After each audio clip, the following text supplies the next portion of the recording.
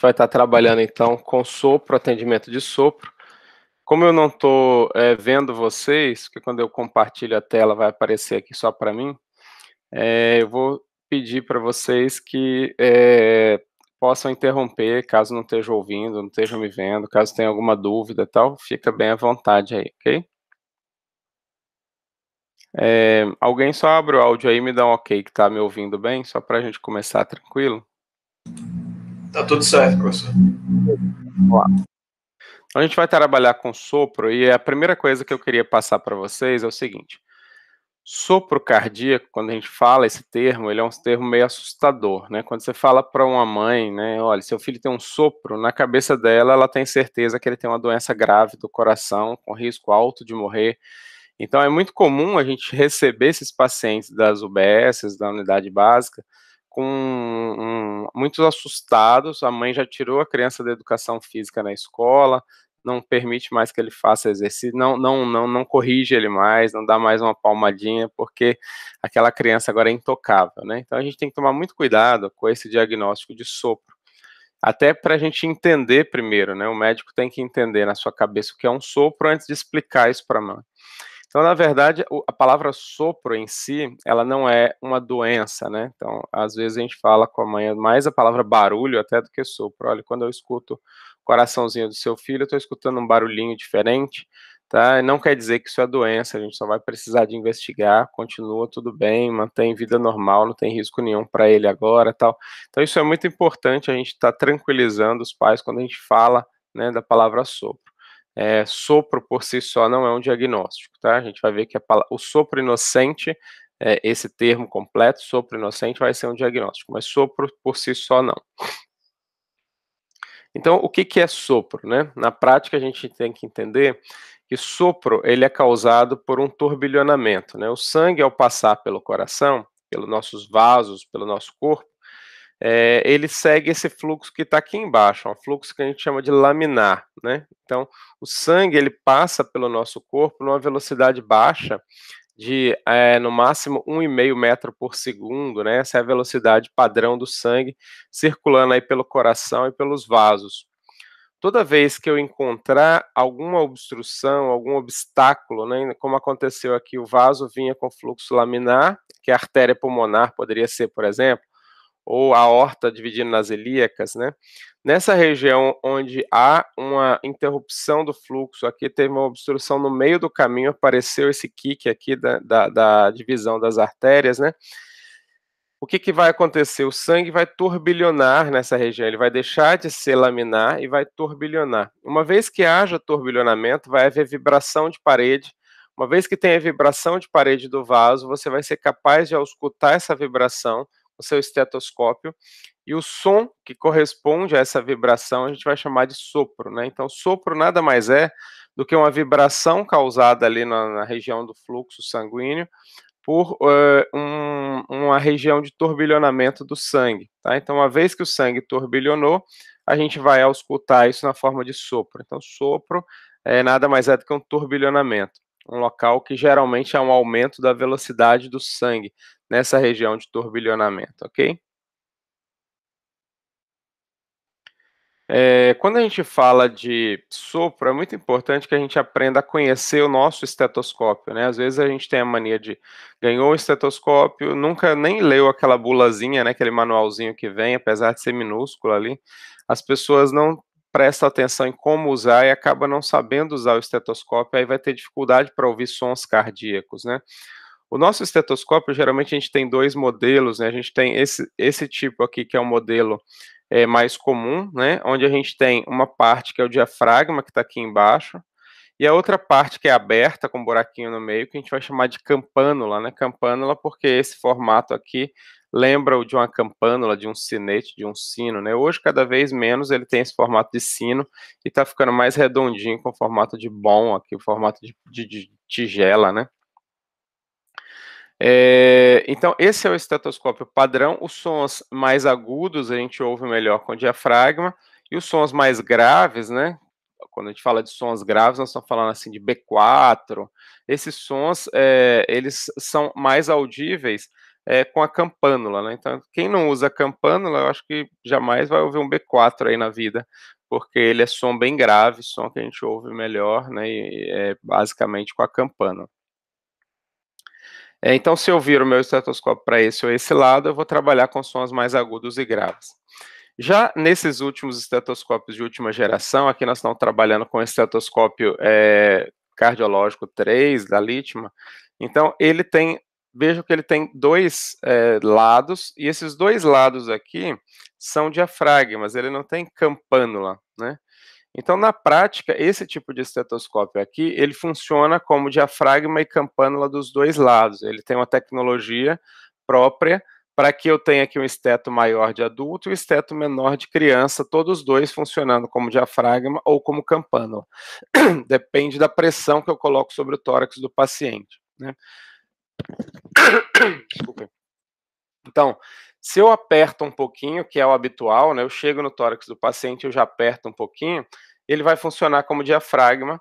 Se eu não aperto nada, deixo só o peso do esteto ali sobre o tórax do paciente, ele vai funcionar como campânula. Então, basicamente, ele tem uma tecnologia aqui na borda, onde vai permitir que ele funcione tanto com campânula quanto diafragma, só para vocês entenderem um pouquinho do estetoscópio, tá?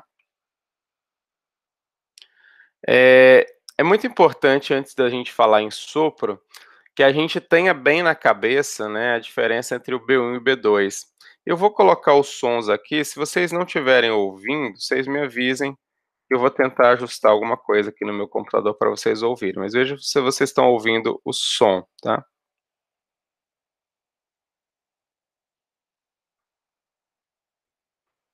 Antes de continuar, só me digam se estão ouvindo ou não. Não tá não, professor. Não tá, né? Eu vou mudar aqui um pouquinho para vocês ouvirem, É bem baixinho mesmo, às vezes é questão de aumentar o microfone de vocês. Se alguém ouviu aí, me diga.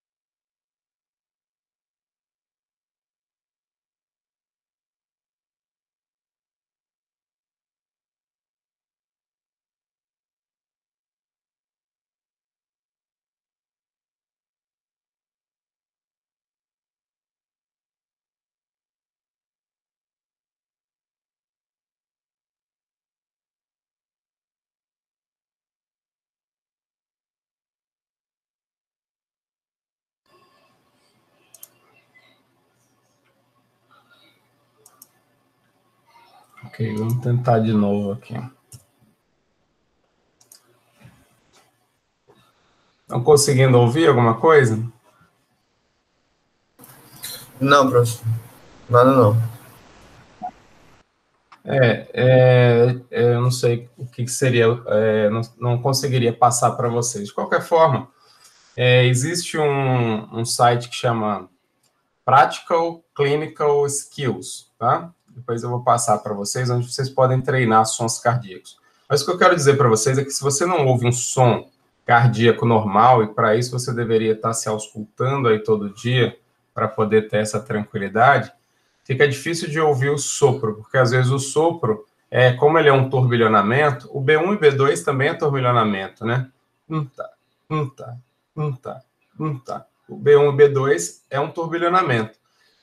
Então, às vezes, um sopro pode ser só um prolongamento do B1, já pode ser um sopro, porque é um turbilhonamento fora do padrão. Ou seja, se eu não sei o que é o padrão do B1 e B2, eu vou ter dificuldade em reconhecer um sopro. Porque às vezes você está esperando encontrar um sopro, aquele barulhão típico da CIV, né? Que é aquele... Vocês provavelmente não estão ouvindo aí, mas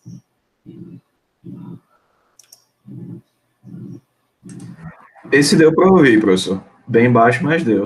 Deu, né? Talvez seja só questão de som mesmo. Então, esses sons que a gente coloca de C e V, né? Esse raspento, todo mundo entende como sopro. Mas, às vezes, o sopro vai ser só um turbilhonamento prolongado. Então, assim, é um B1 prolongado. Tipo, tá. Eu sei que o B1 é só tá. E, de repente, eu estou ouvindo tá. Aquele turbilhonamento prolongado, um B1 arrastado, isso é um sopro, né? Porque o sopro é um turbilhonamento. O sopro não é necessariamente aquele sopro rude que eu vou ouvir na C e V. Esse sopro que a gente chama de turbilhonamento, aqui eu vou tentar passar um outro sopro para vocês. Tá ficando muito baixinho. No meu tá ficando baixinho também, imagino que no de vocês também tá. Precisaria de um alto-falante aí para poder aumentar mesmo, mas tudo ok. Essa aula foi preparada para usar em alto-falante no hospital e aqui não está funcionando bem, mas vou passar o som, mas eu quero que vocês depois treinem, eu vou deixar depois o link para vocês no grupo lá, ou aqui no chat, Clinical Practical Skills, onde você pode estar treinando esses barulhos aí, tá? Principalmente o sopro inocente, ele é um sopro que a gente vai chamar de vibratório. Ao invés de você ouvir, você vai ouvir como se fosse uma vibração, como se fosse um B1 mais arrastado. Esse é o mais comum da gente ouvir o som que a gente vai chamar de vibratório, tá? Depois a gente vai ver que o sopro a gente vai dividir basicamente em rude e em vibratório aí, tá? Bom, mostrando para vocês o que acontece, por exemplo, diante de um sopro, isso aqui é um ecocardiograma. Então, aqui, vocês estão vendo esse pretinho aqui é o ventrículo direito, a via de saída do ventrículo direito. Aqui, nessa altura, vai estar a válvula pulmonar, e aqui é o tronco da pulmonar, esse fluxo em azul aqui é o sangue passando pela pulmonar. Quando eu faço um ecocardiograma, quando o fluxo está todo em vermelho ou todo em azul, significa que a velocidade está baixa, geralmente menor que 1 metro por segundo, tá? Se a velocidade do sangue for muito alta, então veja o que está acontecendo aqui, é a mesma imagem, só que agora eu estou a via de saída do ventrículo, esse pretinho aqui. A válvula pulmonar, que aqui eu nem vejo direito, aqui eu consigo ver esse grosso aqui, esse branco grosso é a válvula pulmonar espessada e estreitada. Eu tenho a estenose pulmonar. E o sangue, o fluxo que era azul, mostrando que é baixa velocidade, ele começa a ficar colorido, uma mistura aqui de laranja, né, amarelo. E esse fluxo turbilhonar, então, onde tem esse fluxo colorido, é turbilhonamento de sangue. Aqui é fluxo laminar, aqui é fluxo turbilhonar. Então, tanto antes da obstrução quanto após a obstrução, há um turbilhonamento do sangue e vai dar o meu sopro, né, da estenose pulmonar, por exemplo. Então, isso daqui é o que a gente vê no ecocardiograma, que explica, né, da onde vem aquele turbilhonamento, da onde vem aquele sopro, né? O ecocardiograma, ele é o exame-chave para a gente identificar aí, a causa dos sopros, dos turbilhonamentos, tá? Qualquer dúvida, podem interromper, viu, gente, se não entender alguma coisa. Uma outra coisa que é importante vocês entenderem é que o nosso corpo, o sangue, né, se eu for fazer um corte transversal aqui do vaso, ele vai ter basicamente o mesmo tamanho. Mas tem alguns momentos em que as estruturas cardíacas, elas reduzem de tamanho por algum motivo. Um desses motivos é quando o sangue passa pela válvula aórtica, por exemplo. Ela é uma válvula, né, que às vezes a gente imagina que quando a válvula aórtica está aberta, o vaso ele vai ficar com aquela circunferência, quando eu corto transversalmente, que ele vai ficar redondinho, né? E na prática não é assim, né? Aqui eu tenho uma válvula aórtica cortada transversalmente, ela está fechadinha, ó, aqui nesse corte, 3 cúspides, né? Tricuspídia, tá? Só que quando essa válvula aórtica está aberta, olha o que acontece. O fluxo que passava por uma estrutura que era circular, né? Uma área circular, essa área agora ela é triangular. Então, houve um estreitamento, houve uma dificuldade, houve uma obstrução, mesmo que fisiológica. Então, o sangue, ao passar por uma válvula aórtica pulmonar, ele acaba por turbilhonar sempre. Sempre há um turbilhonamento pequeno, principalmente ao passar pela válvula aórtica, válvula pulmonar, sempre há um turbilhonamento. Então, tecnicamente, era para eu ouvir sopro em todas as pessoas, né? Porque quando o sangue passa pela válvula aórtica, ele turbilhona e faz um barulhinho. A diferença é que o nosso estetoscópio ele não tem potência. Hoje nós estamos cada um mais potente que o outro. A gente já tem alguns que conseguem fazer isso, fonocardiograma, né? E consegue captar esses sons de turbilhonamento ao passar por uma válvula. Mas a gente tem que entender que no adulto a gente não ouve esses sons de turbilhonamento. Mas eu posso ouvir numa criança. Se a criança tiver ali por volta dos 5, 6 anos, a caixa torácica bem fininha, velocidade do sangue alta, né? Porque a criança tem uma frequência cardíaca elevada, pode estar essa criança às vezes com anemia, qualquer coisa do tipo, pode facilitar eu auscultar o sangue passando por essa válvula e vou ouvir o sopro que vai gerar, por exemplo, um sopro inocente, que é um sopro, né? Tem sopro? Tem turbilhonamento? Tem estreitamento valvar? Tem, fisiológico, mas não é doença, né? Então, isso daqui é um sopro causado por estreitamento fisiológico. A gente não chama isso de estreitamento, a gente chama de trigonidação, né, do fluxo do sangue, que ocorre na altura da válvula aórtica, por exemplo. Essa é uma das causas mais comuns de sopro inocente na criança, tá? Você vai ouvir o sopro sim, só vai ouvir na infância, e quando ele crescer, ficar mais gorduchinho, tiver uma camada gordurosa maior ali na parede, você não ouve mais, tá? Essa é uma das grandes causas de sopro na infância, que é o sopro inocente de Still. A gente vai falar sobre ele já já. Ok?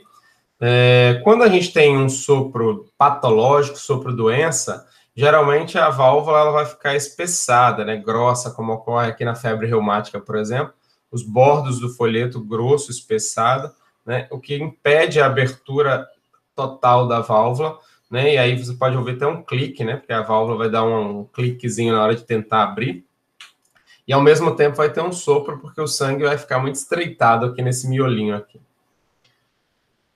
Até aí tudo bem? Estão conseguindo acompanhar? Qualquer dificuldade pode interromper. Tudo tranquilo, professor. Um outro exemplo aqui, então, eu estou aqui com um coração aqui, é o ventrículo esquerdo, então é esse branquinho aqui meio acinzentado. É o ventrículo, aqui o septo interventricular, a parede posterior do ventrículo esquerdo. Aqui é o átrio esquerdo, essas duas estruturas aqui fechadinha é a válvula mitral fechada, tá? Aqui provavelmente a válvula aórtica está aberta. E aqui vinha um fluxo em azul, tá, no ecocardiograma, que turbilhonou. Isso daqui pode ou não ser uma estenose, né? Se a gente fala que a estenose aórtica é quando a velocidade do sangue ultrapassa 2 metros por segundo. Eu disse para vocês que a velocidade do sangue é até 1,5 metro por segundo, 1,5 metro, né? E aqui eu estou dizendo, pelo meu ecocardiograma, eu estou dizendo que aqui, toda vez que a velocidade ultrapassar 73 centímetros por segundo, que é 0,7 metros por segundo, ele vai ficar turbilionário. Eu avisei o meu aparelho que eu quero que ele me avise que sempre que acima de 70, fique turbilionar. Então, eu sei que aqui, ó, depois que passa a válvula aórtica, está turbilionando. Ou seja, pode ser uma estenose aórtica, se tiver mais que 2 metros por segundo, como pode ser um turbilhonamento fisiológico do sangue passando por uma válvula aórtica sem doença nenhuma, tá? Eu que vou definir isso depois, mudando, né, esse número aqui para definição de turbilhonamento e vendo qual a velocidade do sangue ao passar pela válvula aórtica, tá? Só para vocês entenderem. Então, isso daqui é o que a gente vê no eco, corresponde ao sopro, né, esse turbilhonamento.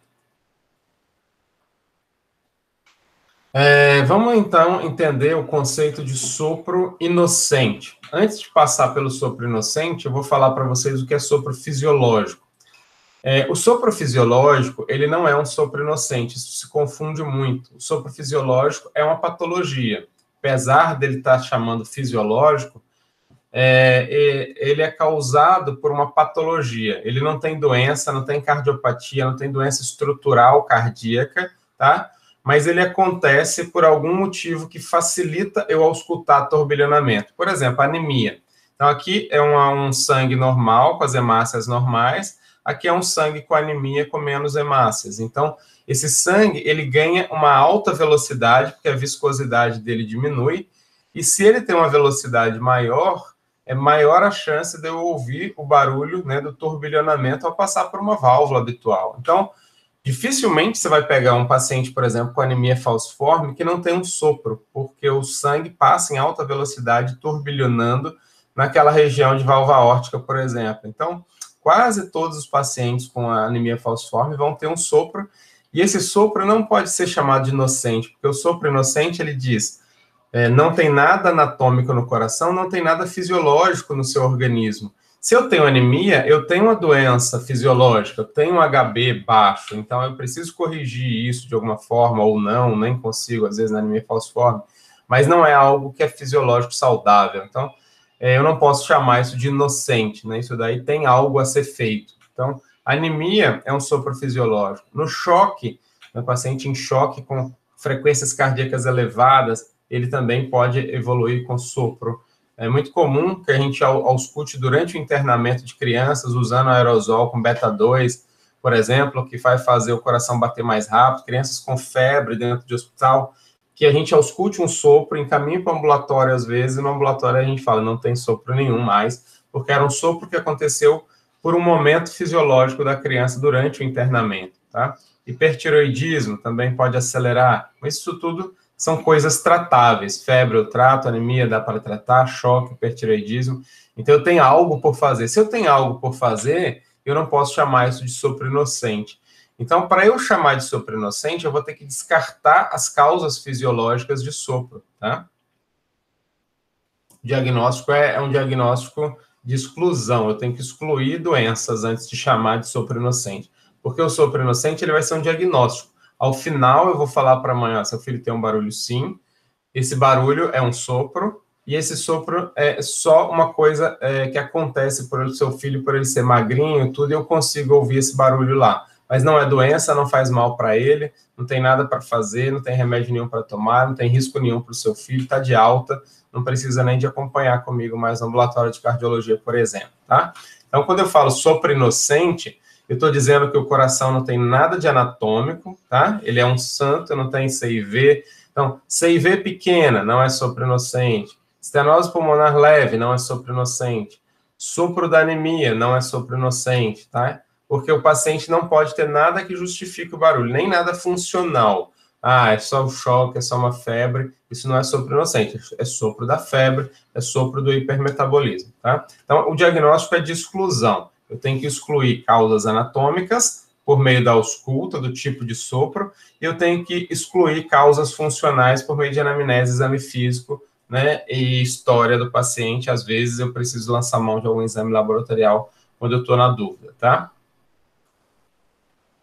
Uma outra causa que é comum de sopro inocente nas crianças é o falso tendão. Então vejam aqui, esse aqui é um coração normal, ó, ventrículo esquerdo, átrio esquerdo aqui embaixo, esse é o famoso corte 4 câmaras, que os médicos entendem melhor, né?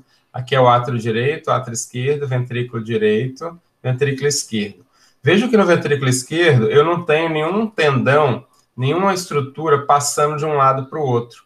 Nesse eco aqui da minha esquerda, eu estou vendo um tendão passar aqui e cruzando o septo de um lado no outro, tá? Vejam que aqui, quando eu faço o estudo pós-mortem desse paciente, eu estou vendo aqui esse tendão, ó, tá vendo? Ele cruzando o ventrículo pelo meio aqui. Então, quando o sangue passar por esse tendão aqui, vai funcionar como uma vibração de uma corda de violão, né? Então, você vai ouvir uma vibração, que é um sopro, só que esse paciente não tem nada, tá? Isso aqui não é doença, isso aqui é uma variação da normalidade. Então, existem várias causas que podem dar um sopro inocente, e que não configura doença, não tem nada para fazer nisso daqui, tá? Isso é o que a gente chama de falso tendão. Então, como eu disse para vocês, a trigonidação da válvula, essa é uma válvula aórtica normal, tá? O fluxo, ele diminui nessa região aqui, turbilhona um pouco mais, e a gente pode ouvir o sopro, tá? Ou seja, a gente tem que entender algumas coisas. Então, assim, quando a gente está falando de sopro, é muito importante que vocês já comecem a ter algumas noções de ecocardiograma. Hoje, com os aparelhos modernos, eu digo para vocês que 100% quase dos pacientes, eles vão ter isso daqui, olha. Vamos voltar para essa imagem. Olha que à direita, então, a gente tem o ventrículo direito, a via de saída. Aqui, o tronco da artéria pulmonar. E aqui tem a válvula pulmonar, está nessa altura aqui. Vocês não estão vendo a válvula, mas eu estou vendo o efeito dela. E aqui, uma chama de vela, aqui um foguinho saindo aqui do meio da válvula pulmonar. Que eu estou no momento aqui de diástole, então eu estou numa insuficiência. Isso aqui é uma insuficiência pulmonar. Ou seja, a válvula pulmonar, na hora que ela fecha, ela deixa vazar um pouquinho de sangue. Eu digo para vocês que com os aparelhos de ecocardiograma hoje modernos, quase todo mundo vai ter isso daqui, tá? Então, assim, isso não é doença, isso não gera sopro, tá? Então, se você está ouvindo um sopro e vem só essa insuficiência pulmonar leve, insuficiência pulmonar discreta no ecocardiograma, você não pode falar assim, agora eu achei o motivo do sopro, é insuficiência pulmonar leve, logo você tem que seguir com o cardiologista, porque essa insuficiência pulmonar leve pode virar uma moderada, que pode virar uma grave. Errado, tá? Quando eu encontro isso daqui no ecocardiograma, é um encontro fisiológico. A gente tem isso em todos os corações hoje com os aparelhos modernos, tá? Então, isso aqui não é preocupação, isso aqui não é nada, tá? Apesar de vir um resultado ecocardiográfico de estenose pulmonar leve. Então, prestem bastante atenção nisso, isso não é doença. Eu, por exemplo, nos meus laudos de eco, eu não laudo isso daqui como estenose pulmonar leve. Eu vou laudar como, lá na descrição, eu descrevo que existe uma regurgitação valvar discreta, que com característica de ser fisiológica, e laudo esse eco como normal, tá? Mas tem muita cardiografista que vai laudar isso como estenose pulmonar leve, e não está errado. Você só tem que tomar cuidado na hora da interpretação, tá? Porque se ele solta esse laudo, o raciocínio tem que ser esse que eu estou falando para você. É só um aparelho muito bom. O mesmo acontece para insuficiência tricúspide, para insuficiência mitral, tá? A gente tem como diferenciar a insuficiência mitral de algo que é patológico, por uma febre reumática, por exemplo, de algo que é fisiológico. O ecocardiografista tem condição de dizer isso. Então, se o ecocardiografista não diz que tem características de reumático, aquela insuficiência mitral discreta ali, acontece em 30%, 50% dos ecos, não tem nada para fazer, não precisa ficar acompanhando toda hora, tá? Então, isso daí é algo que é fisiológico e aparece no ecocardiograma. O que não é comum, vocês viram que eu não coloquei aqui, insuficiência aórtica leve. A insuficiência aórtica leve é uma coisa que não aparece nem com os aparelhos mais novos. Mas a gente sabe que com os aparelhos mais novos a gente consegue ver umas insuficiências aórticas leves que não tem nada para fazer. Isso acontece só em 5% dos pacientes. Então, até prova o contrário, insuficiência aórtica leve vocês vão tratar sempre e acompanhar como algo patológico, está sempre acompanhando. Mas mitral, tricúspide, pulmonar, a gente não deve levar a sério. Essas coisinhas leves aqui não quer dizer muita coisa. Outra coisa que vocês vão ver muito no eco de criança, de bebês, principalmente no primeiro ano de vida, é o tal do forame oval patente. Forame oval patente, né, é aquela membranazinha que fica aberta ali intraútero, né, separando o átrio direito do átrio esquerdo. A gente vai ver isso na aula da semana que vem melhor. E que não tem nada para fazer, né? Isso aqui não é doença, isso daqui fecha sozinho, e se não fechar também, 20% da população, isso nunca fecha. Funcionalmente, ele não tem valor nenhum, às vezes é só no AVC isquêmico transitório do jovem que a gente pode pensar em fechar isso, mas isso não é doença, o forame oval patente é algo fisiológico. Até aí tudo bem? Estão conseguindo acompanhar? Bom, eu vou falar então um pouquinho para vocês do sopro inocente de Steele. Steele foi o cara que descreveu esse sopro inocente em 1918, tá?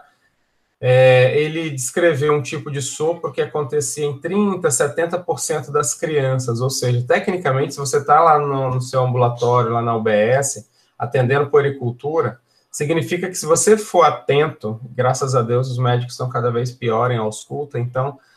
se você fizer uma ausculta com atenção, você auscultaria no mínimo na metade das crianças de 3 a 8 anos de vida, mais ou menos, um sopro inocente, tá? Que é o sopro inocente de Steele.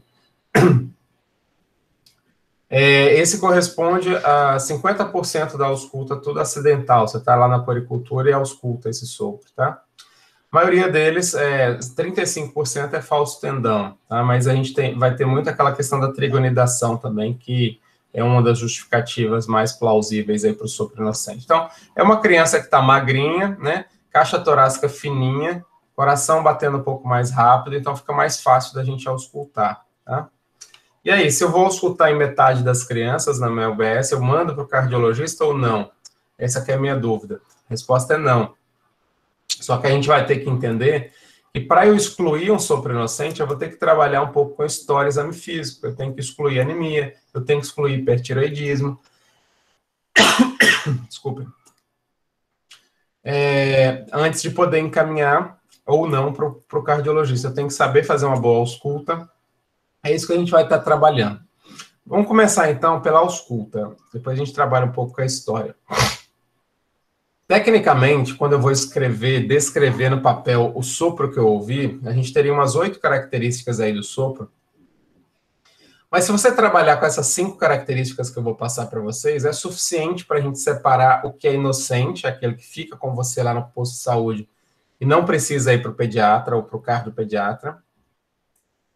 E o sopro patológico é aquele que precisa de uma avaliação de um cardiopediatra ou precisa de um ecocardiograma, pelo menos, para a gente começar uma avaliação. Depende muito de onde você está, qual a prefeitura que você trabalha, dos acordos que existem lá. Bom, basicamente, nessas 5 características, a gente vai trabalhar com o momento do sopro. Quando eu falo momento, eu estou querendo dizer assim, se o sopro acontece entre B1 e B2, ou seja, na sístole, então, tum-tá, né? Então, um sopro que acontece na sístole, ou um sopro que acontece na diástole, né? Tum-tá, um sopro que acontece na diástole, ou um sopro contínuo, que é aquele que ocorre tanto na sístole quanto na diástole, né? Um sopro que ocorre tanto na sístole quanto na diástole, eu vou chamar de sopro contínuo. A gente vai estar trabalhando também com a intensidade do sopro, tá? Que é o loud, mesmo a altura do som, tá? Se é baixinho ou se é alto, se é fácil de ouvir ou difícil de ouvir. A gente vai estar trabalhando com local de maior intensidade, quer dizer, onde você ouve melhor. Então, aonde está mais alto? Está mais alto no mitral ou está mais alto no aórtico? Às vezes, se o mitral está e no aórtico está, ele é mais intenso no mitral. Então, local de maior intensidade é o que vai dar nome ao sopro, né? A radiação, então, se eu disse para vocês que ele está mais alto no mitral, mas eu ouço também, ausculto também lá no aórtico, então, no mitral ele está no aórtico. É óbvio que lá no mitral ele está mais intenso, mas se eu ausculto também no aórtico, isso significa que ele radia para o aórtico, tá? Então, a radiação é para onde eu ouço, ausculto, mais baixinho. E a qualidade ou a característica do som, que a gente vai estar trabalhando para facilitar, com a ideia de rude, vibratório, e a gente pode trabalhar também com suave, mas já a gente fala. Então, vamos trabalhar um por um aí. Então, quando eu falo de sopro, eu tenho que tentar identificar se esse sopro é sistólico ou diastólico. Então, por isso que é importante conhecer o B1, B2, porque na prática você não vai ouvir tum-tá, né? Você vai ouvir o B1 arrastado. Então, por exemplo, um sopro sistólico, ele vai ser... Ele aparece, come, né, o B1, porque é uma vibração, o B1, e o sopro também é vibração. Então, você vai ver uma vibração, né, e depois que você vai ouvir o som da segunda bolha. Se você não está habituado, né, a perceber que entre o B1 e o B2 o tempo é maior, entre o B2 e o B1 o tempo é menor, às vezes você vai ter uma dificuldade em separar se é entre o B1 e o B2 ou entre o B2 e o B1. Nessa dúvida, você palpa um pulso do paciente, preferencialmente um pulso central, tá? Aqui na foto está um pulso periférico, mas o ideal seria um pulso central, jugular. Porque aí você vai perceber se o seu sopro coincide com o batimento no seu dedo, né? Então, pulsou no seu dedo, junto, né, com o sopro, isso é sistólico. Se está havendo um desbalanço, né, do sopro com o pulsar no seu dedo, então, na hora que o sopro aparece, não está havendo a pulsação e depois no contraponto ocorre a pulsação no momento de silêncio do sopro, isso é um sopro diastólico, só para facilitar. Por que isso é importante? Porque na prática, a gente tem que gravar um conceito. Todo sopro que ocorre na diástole é sempre patológico. Então, assim, se eu ouvir um sopro e ele é diastólico, pronto, precisa de cardiologista, precisa de ecocardiograma, tá? Agora, o sopro sistólico, ele pode ser patológico, mas pode ser inocente. Nós vamos ter que separar por outras características. O sopro contínuo até pode ser inocente. Existe um sopro inocente contínuo, que é o rumor venoso, que é um barulho do sangue escorrendo pelas veias jugulares, na hora que se encontra aqui na veia jugular, para poder descer para dentro do coração, vai ter um turbilhonamento nessa região. Você pode ouvir aqui um rumor venoso, rum venoso, ou zunido, né, dessa região aqui, que é só das veias, né? É fácil da gente identificar. Se você comprimir essa região onde está a veia aqui, a veia é fácil de comprimir, você tenta auscultar e já não vai aparecer mais nada, né?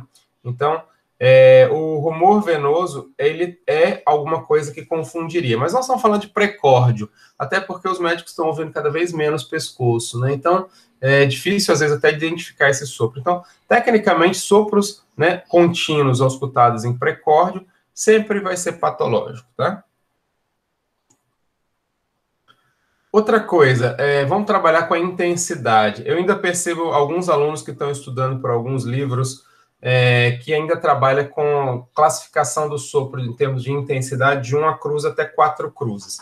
Essa classificação de Levine, de 1933, ela é universal, já universalmente usada, né? Então, assim, não tem mais que classificar sopro até 4 cruzes. Sopro é até 6 cruzes, tá? E isso é algo que vou dizer para vocês, mais objetivo, né, da gente trabalhar. Então, se é mais objetivo, facilita da gente entender, tá? Deixa eu só pegar um estetoscópio para mostrar para vocês, que vocês vão entender melhor.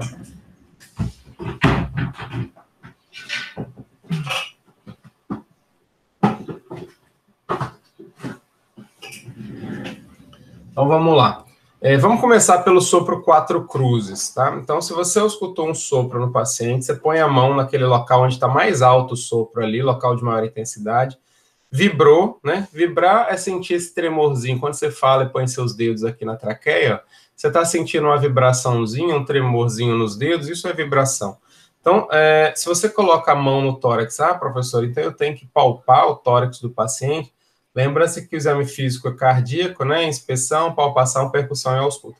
Percussão a gente não faz. Então, tecnicamente, pelo menos antes de auscultar, eu já deveria ter palpado. Mas como as pessoas não têm palpado também no dia a dia e o coração, pelo menos naquele local onde está mais alto, mais intenso na ausculta, coloque a sua mão e tente sentir se tem vibração. Se tem vibração, vai ser um sopro de 4 cruzes para frente, tá? Isso é importante porque todo sopro de 4 cruzes para frente, ou seja, sopros que têm frêmito, são sempre patológicos. É igual a cardiologista, é igual a avaliação com ecocardiograma, tá? Esses sopros mais intensos que têm frêmito, eu posso separar eles em 5, 6 cruzes também. Isso é bem objetivo. Então, se eu estou com o meu estetoscópio e eu coloco o meu estetoscópio no paciente, naquele local de maior intensidade, e estou ouvindo ali, né, o sopro, estou auscultando, e eu desencosto o meu estetoscópio, deixo só a borda apoiada sobre o tórax do paciente e continuo auscultando o sopro, eu vou chamar isso de um sopro 5 cruzes, tá? Então, eu só faço esse teste para aqueles sopros que têm frêmito, sopros mais intensos, né? Outra possibilidade é eu tentar desencostar o estetoscópio do paciente, né? Então, se ele é 5 cruzes, eu vou ver se ele não é 6. Desencosto o estetoscópio do tórax do paciente aqui 1/2 centímetro e tento continuar auscultando. Se eu ainda assim, desencostado, eu continuo auscultando, eu estou diante de um sopro 6 cruzes, tá? Então, é assim que a gente faz a diferenciação. Os sopros 1, 2 e 3, a gente vai trabalhar agora separadamente, porque eles podem gerar um pouquinho de subjetividade. 1, não.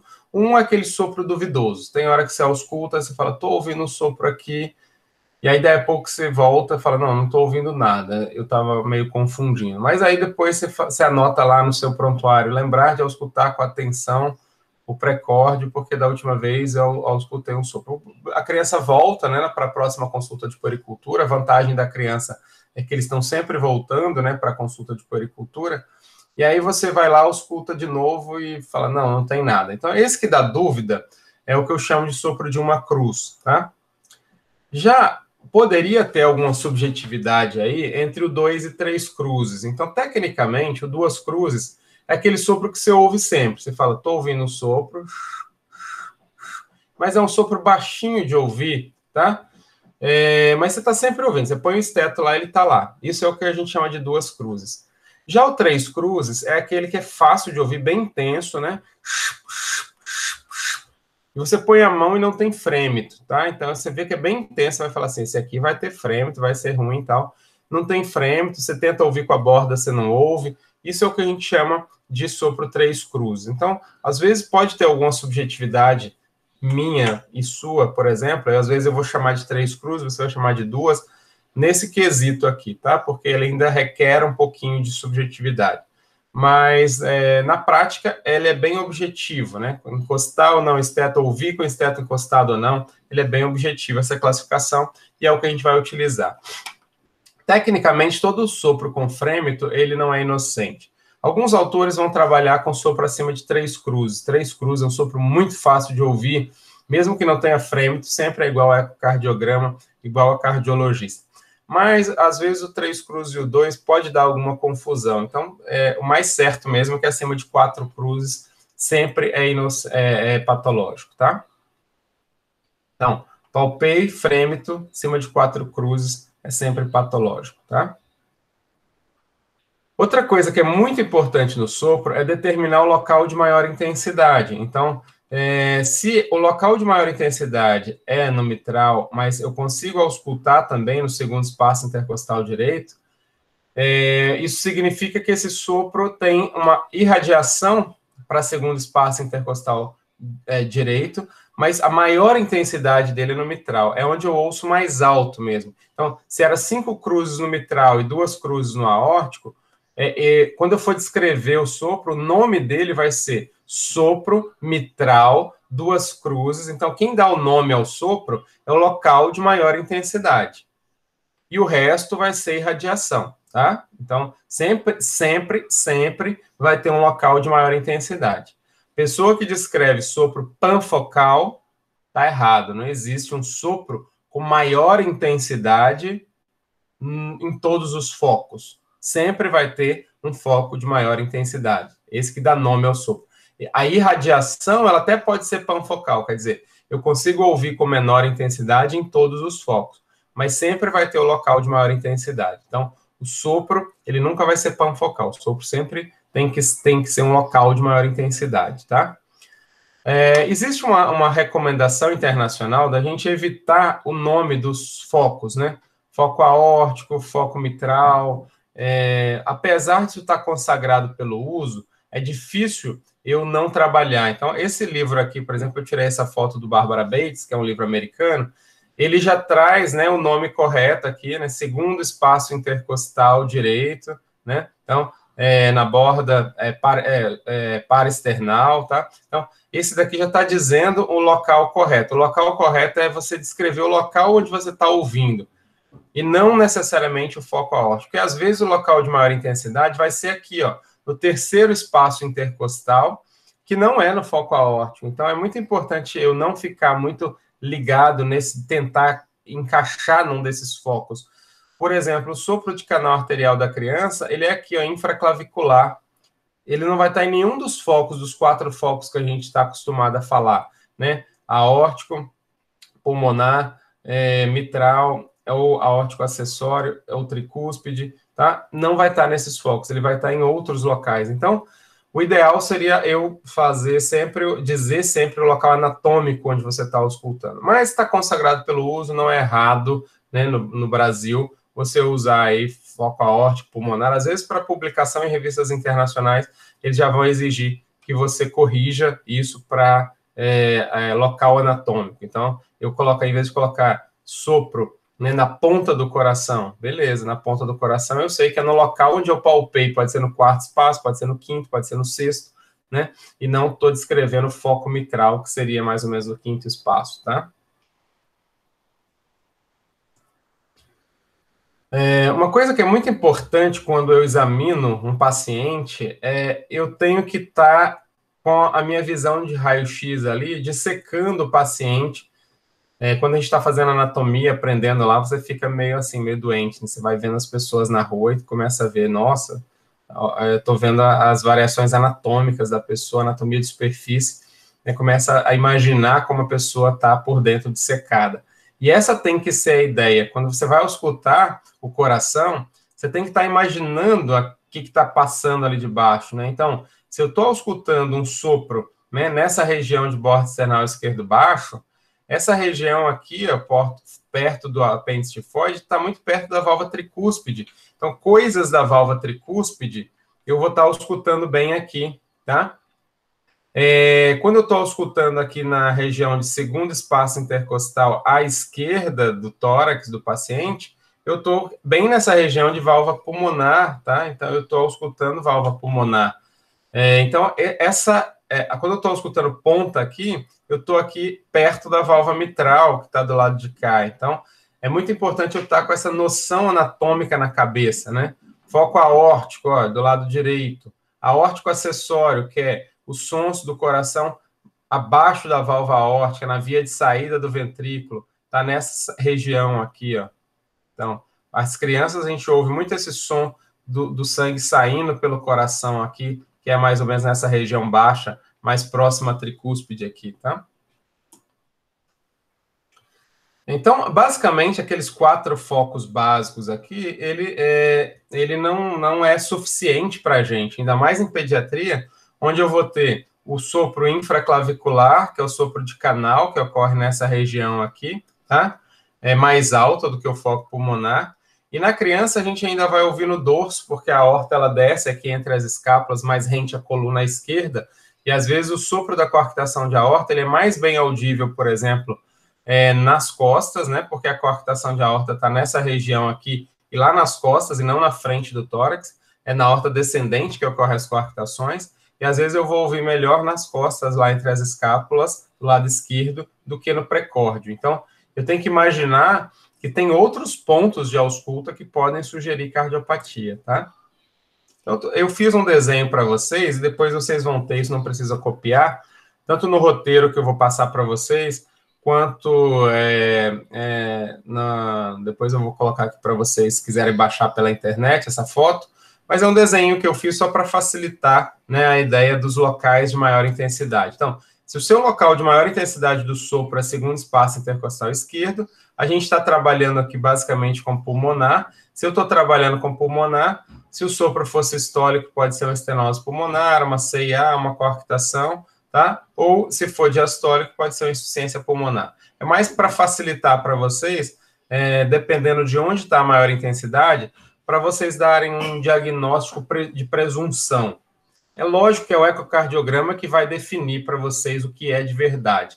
Mas, pelo menos, vocês já têm alguma ideia do que possa ser. Até para conversar com a família e tudo, ter uma noção de prognóstico, é importante ter essa ideia. Não que seja obrigatório.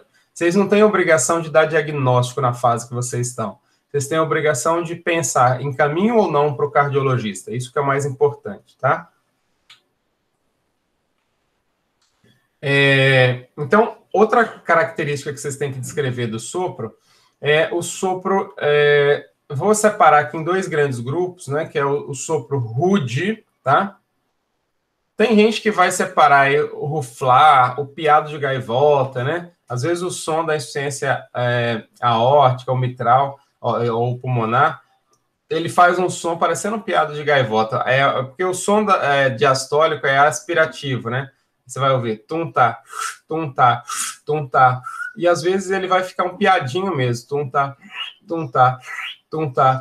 Parecendo um piadinho de gaivota, tá? Diástole, tá? E aí parece esse piado de gaivota. Mas na prática é um som que não é o vibratório, tá? O som vibratório é um som que é mais vibração que você vai perceber do que som mesmo, tá? Você vai pôr seu esteto ali você vai sentir um B1 arrastado, por exemplo.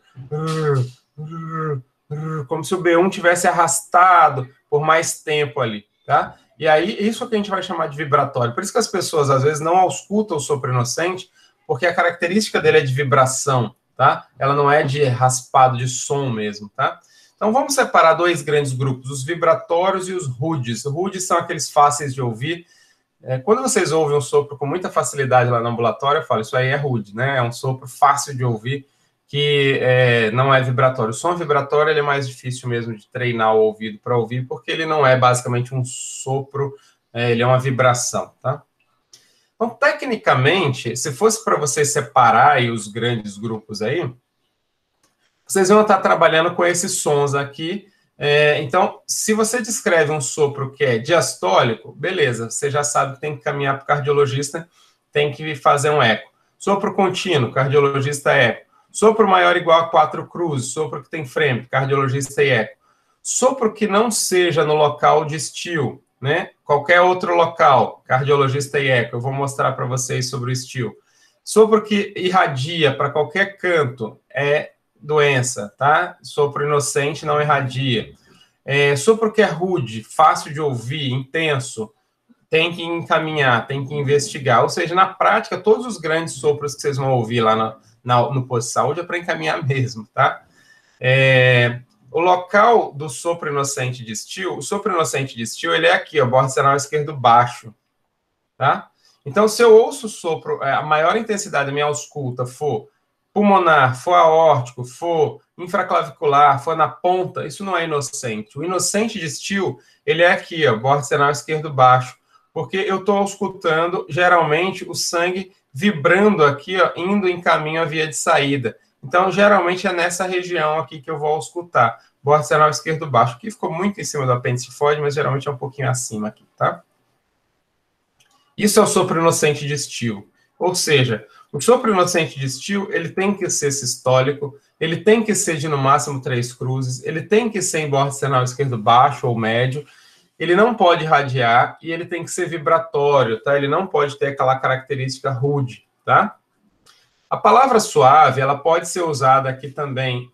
Às vezes eu não gosto muito do suave, porque tem aluno que confunde o suave com a intensidade. Então, você ouve um sopro de 2 cruzes, aí você fala sopro suave. Não tem nada a ver. Sopro 2 cruzes é um sopro baixinho de ouvir, tá? Sopro suave é um sopro que não tem a característica rude, tá? É aquela característica de raspar.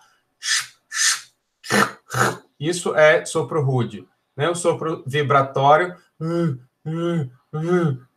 é mais uma vibração, tá? E o sopro suave é um sopro agradável de ouvir ali, mais baixinho também, tá? Mas por isso que às vezes confunde o suave com baixinho. Suave é característica do som, não tem a ver com a intensidade. Algumas posições facilitam a gente para auscultar sopro. Então, por exemplo, se eu quero auscultar sopros de ponta do coração, o decúbito lateral esquerdo, ele joga o coração encostado aqui no tórax e a ponta fica bem clara aqui. Então, sopros de ponta, insuficiência mitral, por exemplo, é bem melhor com paciente em decúbito lateral esquerdo, tá?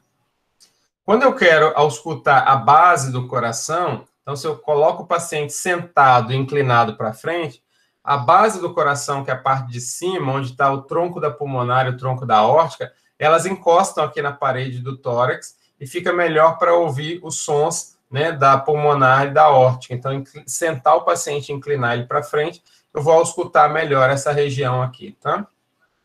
O decúbito dorsal, por exemplo, nessa região de bordo seral esquerdo baixo, eu vou ouvir melhor o sopro de estio, por exemplo, em decúbito dorsal, tá?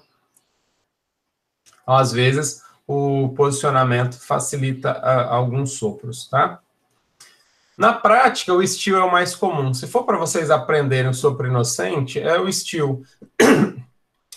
Existem outros sopros inocentes, professor? Existem.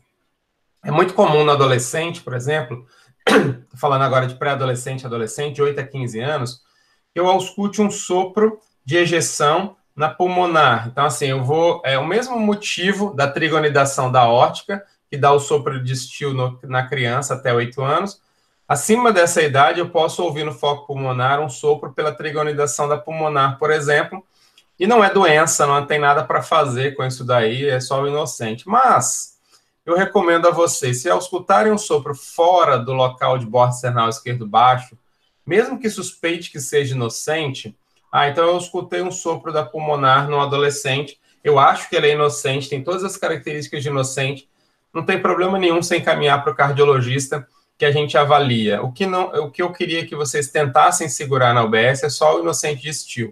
Esses outros não tem problema, a gente avalia, tá?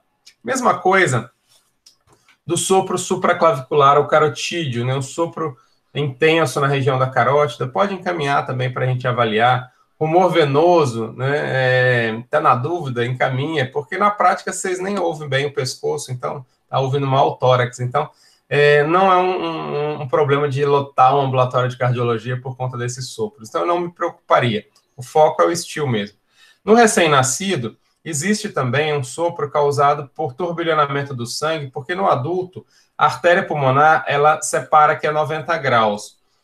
Na criança, ela tem essa inclinação aqui de forma que turbilhona mais nessa região. Então, os bebês, é muito comum a gente ouvir esse tipo de sopro, mas não tenha dúvida, eu vou pedir eco para todos, mesmo sendo cardiologista pediátrico, porque eu não tenho a tranquilidade de dizer que não é uma estenose pulmonar leve. Mas quando eu faço eco, e o eco vem normal, sem alteração, ou só com uma leve aceleração no ramo esquerdo, por exemplo, aí eu estou tranquilo para dizer que aquilo é um sopro inocente. Então, na prática, eu tenho que fazer eco do mesmo jeito, tá? Então, esses outros aqui, a gente vai acabar trabalhando um pouco mais com o ecocardiograma, exceto esses de pescoço, que é fácil de ouvir, né? Você fazendo a compressão lá, você já sabe que aquilo não é venoso. Mas, basicamente, para precórdio, sopro inocente de estio, que é o que vocês têm que conhecer mais, tá? É importante também fazer uma boa anamnese, exame físico, porque eu tenho que descartar sintomas, né? Se eu ausculto um sopro, por mais que eu suspeite que seja inocente, mas essa criança está tendo desmaios, né, repetidos durante o exercício, ela vai correr na quadra lá e desmaia, sempre que ela tenta correr, ela desmaia. Por mais que eu ache que aquele sopro é inocente, ele tem que ser investigado. Então, a anamnese ela vai ser muito importante para ajudar no diagnóstico diferencial, visto que sopro inocente é diagnóstico de exclusão. Ou seja, a criança que está com sopro inocente, ela não pode estar com queixa de dor torácica de repetição, ela não pode ser uma criança cianótica, óbvio, ela não pode estar desmaiando toda hora, principalmente aos esforços, ela não pode estar queixando de batimentos de palpitação, de arritmia, né? Ela não pode estar com insuficiência cardíaca, com cansaço, com sudorese, tá? Então, não pode estar taquipneica, taquicárdica, ou seja, sopro de inocente, para eu dar esse diagnóstico, eu tenho que excluir cardiopatias, então eu tenho que colher uma boa anamnese, exame físico, para tentar descartar isso tudo.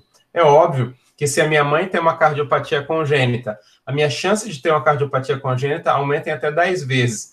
Então, se eu estou escutando um sopro nessa criança, filho de uma mãe com cardiopatia congênita, merece um ecocardiograma.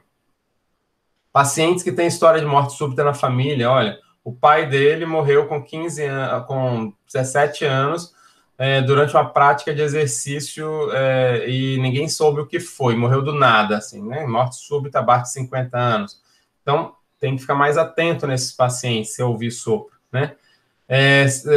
Faces, né? Faces, né, de Down, né? Que é o olho, a fenda do olho oblíqua, a boca entreaberta, macroglossia, né? É muito mais sugestivo de ser uma cardiopatia. 50% das crianças, quer dizer, metade das crianças com Down tem cardiopatia. Então, se eu ausculto um sopro numa criança com Down, eu não vou apostar em sopro inocente de estio, eu vou apostar em cardiopatia, né? A idade, né? Crianças abaixo de 3 anos, 2 anos, a literatura recomenda toda criança abaixo de 1 ano com sopro, esqueça estio, esqueça inocente, esqueça sopro inocente e peça eco para todo mundo, né? Não dá para vocês, não sendo cardiologistas pediátricos, fazer um diagnóstico de sopro inocente numa criança abaixo de 1 ano, isso é um risco, tá? Então, crianças que tenham face síndrome, colagenose, doença de Marfan, Ehlers-Danlos, que a gente sabe que cursam com cardiopatias, doenças adquiridas como Kawasaki, febre reumática. Então, nesses casos de história clínica, né, a gente tem que investigar. A criança tem um sopro, eu estou achando que é inocente, está no foco pulmonar, mas eu eu tô tendo toda hora essa criança interna com pneumonia, vamos investigar, né? Então a história é muito importante. Pré-natal, né? A mãe que teve zika na gestação, que teve um rubéola na gestação, tudo isso daí pode dar, tá em relação com cardiopatias, né? Filhos de mãe diabéticas, né? Os filhos de mãe diabéticas podem ter cardiopatia um pouco mais incidentes, tá? Para nós que somos pediatras, uma coisa que é muito importante é ganho ponderal. Quem tem algum problema de circulação, a primeira coisa que vai acontecer é ele não ganhar peso bem, ele não vai crescer bem. Às vezes os alunos me perguntam, professor, aqui no ambulatório tem que fazer puericultura? Sim, muito bem feita. Porque às vezes o primeiro sinal de que eu preciso de indicar uma cirurgia para aquela criança é o baixo ganho ponderal. Então aqui tem um gráfico de crescimento de uma criança, vejam que aqui ela vinha bem, né? E de repente, com 6 meses, ela começa a cair na curva. Pode ser só um problema, aqui no caso é um gráfico, né, de uma criança com doença celíaca, mas a gente está enjoado de ver isso daqui relacionado à cardiopatia. Você indica a cirurgia cardíaca para a criança e a criança volta para a curva e volta a ganhar peso. Então, sair da curva é muito importante, um sinal de que essa criança não está bem. Então, criança que não está crescendo bem, não está desenvolvendo bem, a gente tem que ficar de olho que pode ser cardiopatia. Aqui eu tenho, na época do mestrado, eu fiz um trabalhinho lá numa matéria do mestrado, pegando as crianças com síndrome de Down que eram operadas. Vejam que o peso delas, né, no dia da cirurgia, estava abaixo do percentil -2, ou seja, do Z-score -2. Ou seja, elas estavam com peso muito baixo, e assim que faz a cirurgia, elas voltam a ganhar peso e voltam para perto da normalidade, tá? Mesma coisa aqui em relação à estatura, né? Elas estavam com a estatura baixa na época da cirurgia, e depois elas voltam a ganhar estatura e volta ao padrão de normalidade, tá? É claro que esse padrão, né, mostrando de uma outra forma gráfica aqui, só para mostrar para vocês que quando a gente compara a criança com a curva padrão da OMS, ela não volta a ganhar peso e estatura bem, mas quando eu comparo com as curvas de síndrome de Down, ela já volta a ganhar peso e estatura adequadamente, ou seja, mostrando que na criança com síndrome de Down, eu tenho que utilizar as curvas para crianças com síndrome de Down e não as curvas que estão lá na caderneta de saúde da OMS, ou aquela brasileira, caderneta de saúde, caderneta de vacina padrão, tá? No exame físico, né, a gente pode encontrar crianças com clínica de insuficiência cardíaca, né? Taquipneia, taquicardia. Basicamente, crianças que não têm taquipneia, como esse bebê que está com taquipneia ou coarctação de aorta, mas crianças que não têm taquipneia não têm insuficiência cardíaca, tá? Insuficiência cardíaca na criança, ela se manifesta clinicamente com taquipneia. Ou cansaço aos esforços. Qual é o esforço de um bebê de colo? Mamar. Então, às vezes, na hora da mamada, ele não consegue engatar a mamada do início ao final, ele mama um pouquinho, começa a suar um pouquinho, para respirar, volta a mamar e vai assim toda a mamada, ele não mama a quantidade que ele precisava, por isso ele não ganha peso bem, tá? Então, esses critérios de crepitação, choque, edema é mais raro, tem que estar um quadro muito avançado para a criança chegar nesse ponto. Então, na prática, a gente vai ver mais crianças com taquipneia e o fígado um pouco rebaixado, sugerindo insuficiência cardíaca, tá? Eletrocardiograma, né, que mostra taquicardia supraventricular, né? Então, isso tudo sugere cardiopatia. Crianças com hipertensão arterial, a coarctação de aorta, os braços ficam com a pressão lá nas alturas, tá? Porque tem um estreitamento aqui, e no membro inferior, onde a pressão geralmente é maior, ela fica até menor, né? Então, se a pressão na perna é menor que no braço, sugere muito coarctação, porque nas pessoas normais, a pressão na perna é maior que a do braço, tá? Então, a medida de pressão arterial, né, palpação de pulso femoral, é muito importante para excluir cardiopatias. Então, o exame físico completo é muito importante para excluir cardiopatia. Exame físico na ausculta, B3, B4, clique, desdobramento, atrito, ou seja, não pode ter outras coisas. O sopro tem que ser sozinho. Se ele vem junto com clique de ejeção, por exemplo, eu tenho que pensar em outras coisas, estenose aórtica, né, válvula aórtica bicúspide. Então, não dá para trabalhar com outros sinais juntos, só se tiver o sopro isolado. Óbvio, criança com cianose, efeitos da hipóxia prolongados, como baqueteamento digital, né, dedo em baqueta de tambor, essa ponta grande, a unha em vidro de relógio, isso tudo sugere cardiopatia, né? Crianças abaixo de 1 ano, a minha sugestão é que a clínica é muito inespecífica, tá? Então, sempre que eu ouvir sopro nesses bebezinhos, tem que encaminhar mesmo, tá? Para o cardiologista. Essas crianças abaixo de 1 ano podem ter cardiopatias graves, críticas, dependentes de canal, onde vai ser muito importante fazer o teste do coraçãozinho lá na maternidade para diferenciar. Então, se você está lá no interior, pega uma criança com 2 dias de vida, um soprão, você fala, eu tenho que encaminhar para o cardiologista. Beleza, mas você está em Canindé. Tem que encaminhar essa criança hoje, urgentemente, para o cardiologista ou dá para esperar? Dá para esperar uma semana, dá para esperar a quarentena. Então, na prática, você pode fazer o teste do coraçãozinho, onde a gente vai ver a saturação na mão e no pé, mão direita em um dos pés do bebê. Se essa saturação estiver boa, maior ou igual a 95 na mão e no pé, então deu 100 na mão e 98 no pé. E a diferença da mão e do pé de 0, 1 ou 2, ou seja, se deu 100 na mão e 98 no pé, a diferença deu 2. Então, beleza, preencha os 2 critérios. Saturação está acima de 95 na mão e no pé, e a diferença entre a mão e o pé deu 2. Então, se der 0, 1 e 2, eu vou mandar para o ambulatório, não preciso de encaminhar, internar, desesperar. Agora, se a saturação der baixa na mão e no pé, ou se o diferencial entre a mão e o pé, então deu 100 na mão e deu 97 no pé, então a diferença é maior ou igual a 3, também eu tenho que internar ou encaminhar logo para um local onde tenha um cardiologista para examinar essa criança, não dá para esperar, né? Então, com isso, eu consigo pegar aquelas cardiopatias críticas dos bebês até 1 mês de vida, isso funciona muito bem, tá? Então, você está lá no interior, o teste do coraçãozinho, ele serve para você pegar as cardiopatias críticas. Qual é a mensagem do teste do coraçãozinho que eu estou passando para vocês?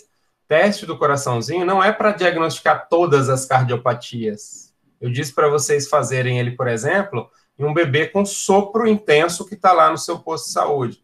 Ou seja, na prática, o seu bebê tem uma cardiopatia, e eu sei disso, porque sopro intenso deve ser mais que 4 cruzes, deve ser cardiopatia, né? Mas não é crítico, não é gravíssimo, eu não tenho que encaminhar ele hoje, né? Então, o teste do coraçãozinho para essas crianças até 1 mês, ele ajuda a diferenciar o que é gravíssimo do que é só cardiopatia. Sempre que a gente suspeita de cardiopatia, a gente vai pedir um raio-x para ver pulmão, um eletro para ver sistema elétrico do coração, né? E o eco para ver a parte anatômica. Então, na verdade, essa tríade anda junto. Sabe por que você pede raio-x se você vai fazer um eco? Porque o raio-x ele vai ver pulmão e o eco vai ver coração anatômico, tá? E o eletro vai ver parte elétrica, ritmo, tá? São coisas distintas. Por isso que geralmente a gente pede os 3. Mas o raio-x e o eletro, eles não ajudam muito para definir. O padrão ouro é ecocardiograma mesmo, tá? Então, aqui estou mostrando para vocês um coração, ventrículo esquerdo, ventrículo direito, um buraco aqui no septo interventricular, onde está passando sangue. Então, isso aqui é uma comunicação interventricular que vai justificar o sopro que a gente vai encontrar lá no paciente, tá? O raio-x, o que eu deveria saber do raio-x? Saber se tem cardiomegalia ou não. Então, aqui eu tracei uma linha pelo meio da coluna. Vou medir o maior diâmetro à direita do tórax, que eu vou chamar de A, maior diâmetro à esquerda do tórax, que eu vou chamar de B, e vou dividir pelo maior diâmetro interno do tórax, que geralmente é aqui na base, sem medir as costelas. Então, no ambulatório de cardiologia e na vida, vocês têm que ter uma fita métrica sempre, para estar medindo, né, riscar mesmo o raio-x lá no meio da coluna, e fazer essas medidas aqui. Se for A mais B sobre C for maior que 0,6 no neonato, por exemplo, na criança, no bebê, quando é feito o raio-x com a criança deitada, né? Maior que 0,6 é igual a cardiomegalia, ponto final. Isso é objetivo. Estou encaminhando para o cardiologista pediátrico uma criança com cardiomegalia, índice cardiotorácico de 0,61. Truco, você já não tem mais como questionar essa pessoa, porque ela foi objetiva, ela não colocou, eu acho que possa ter. Raio-x sugestivo. Não é sugestivo. Ou tem cardiomegalia no raio-x ou não tem. Pode ser até que não tenha no eco depois, mas o raio-x ele é um exame de triagem, né, onde vai dizer sim ou não. Então, o índice ele tira a subjetividade do exame. ok? Outra coisa que sugere cardiopatia no raio-x, hiperfluxo pulmonar. Então, aqueles buracos no coração geralmente dão excesso de sangue nos ápices do pulmão. Geralmente a gente vê mais branquinho aqui, ó, na base do coração, do lado direito aqui, a gente vê muito essa trama que é normal, mas quando tem um excesso aqui no ápice, principalmente está mais no ápice do que na base, inversão da trama, né? O ápice geralmente é pretinho. Aqui está mais trama no ápice do que na base, até essa inversão da trama significa hiperfluxo pulmonar, sugere muito cardiopatias de hiperfluxo, os famosos buracos aí, CIV, CIA, a gente vai ver isso na semana que vem. Outra coisa que sugere cardiopatia, às vezes, na criança com cianose ou na suspeita de... é a periferia muito preta, parecendo pneumotórax. Você não vai ver esses cabelinhos brancos aqui, não chega na periferia, de forma que possa sugerir hipofluxo pulmonar, e aí também sugere cardiopatia, tá? Quem quiser ver alguma coisa sobre eletrocardiograma, pode fotografar aí na tela, fazer um print, ou então depois eu mando para você essa aula, depois também vai ser gravada, depois a gente assiste, né?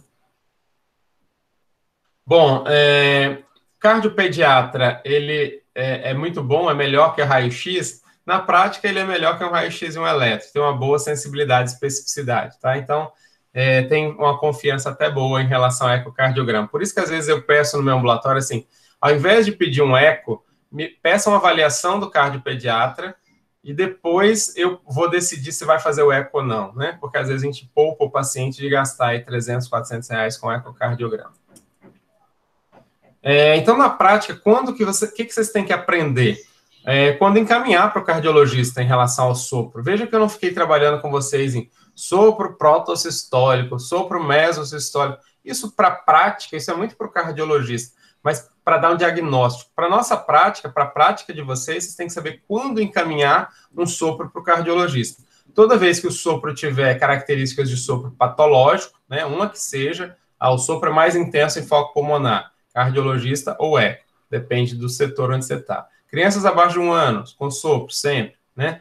E qualquer sopro que tenha história, exame físico ou raio-x alterado, tá? Eu tenho que encaminhar para o cardiologista também. Então, se você auscultou um sopro inocente de estio lá no seu posto de saúde, você pode ficar com ele lá, você vai avaliar ele de novo, né, daqui a 6 meses, puericultura, a criança está lá toda hora.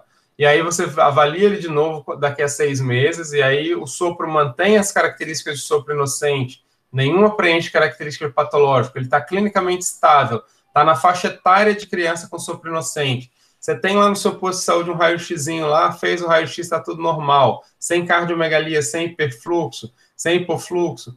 Você está tranquilo, fica com a criança lá, não precisa encaminhar, tá? É óbvio que hoje, com a facilidade dos exames, hoje tem clínicas populares, às vezes o paciente quer tirar dúvida, ele fala assim, eu não aguento mais esse negócio de vai e volta, até agora parece ser sopro inocente, mas sempre vai ficar uma pulguinha atrás da orelha. Se não for para tirar o salário do paciente, você está no privado, por exemplo, é mais prático você fazer um ecocardiograma, mesmo quando você suspeita que o sopro seja inocente, porque pelo menos você não precisa de ficar com aquela preocupação com a família toda hora, e está resolvido por 100 reais, 150 reais às vezes, ou até pelo convênio lá, sem dificuldade, você consegue fazer o ecocardiograma. Então não é errado, né, você solicitar para as pessoas. Mas no SUS, às vezes a gente tem que se pautar muito nisso daí para não sobrecarregar, para você ter o eco a hora que você precisar lá, e não sobrecarregar o sistema depois, ok? Eu vou passar depois para vocês treinarem um pouco de ausculta lá no site que eu vou sugerir, Practical Clinical Skills, e qualquer dúvida, fiquem à disposição aí, ok?